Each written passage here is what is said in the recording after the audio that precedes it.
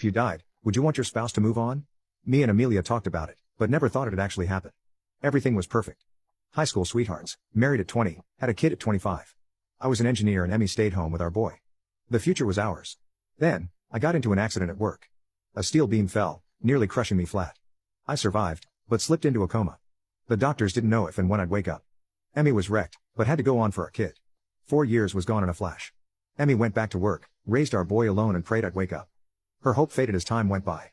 Then one day, I opened my eyes. At first everything was blurry, but then memories hit me like a freight train. I was back, and all I could think of was Emmy and our son. I hit the call button, and a nurse came running in. Her eyes widened in shock to see me awake. "Mr. Telep. You're awake, this is a miracle." The doctor came in and loomed over me in disbelief. "In all my years, I never thought you'd come out of it. Welcome back, Mr. Telep. When can I see my family?" I asked eagerly. The nurse's smile faded. They will be here shortly. Something's wrong. Where's Emmy?" I demanded. The nurse avoided my eyes. "She's on her way, please just rest until she arrives." She scurried out of the room. My heart raced. After years of sleep, the only thing I wanted was to see my wife and son. Why wouldn't anyone tell me where they were? I waited for what felt like hours, feeling too anxious to rest any longer. After what felt like another 4 years, Emmy rushed in, tears streaming down her face. I opened my arms to her, but her hug felt cold, not genuine. "Something's wrong. Where's our boy?" I asked eagerly. Emmy lowered her eyes. "Mark, there's something I need to tell you." My heartbeat spiked. "What is it? Tell me, please." 2 years ago, I met someone else. I stared at her in disbelief.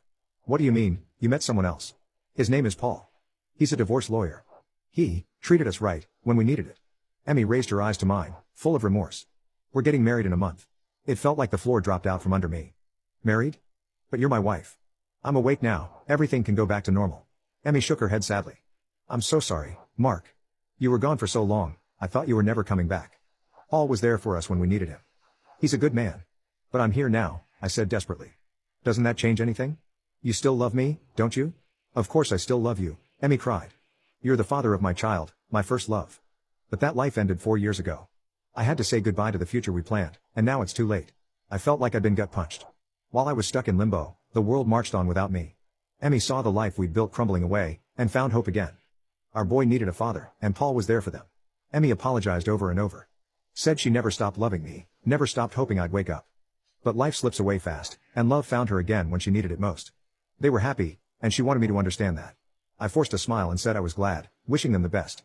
But inside I was shattered. My old life was over, and the new one didn't include me. The future we dreamed of would now be with another man, raising my son.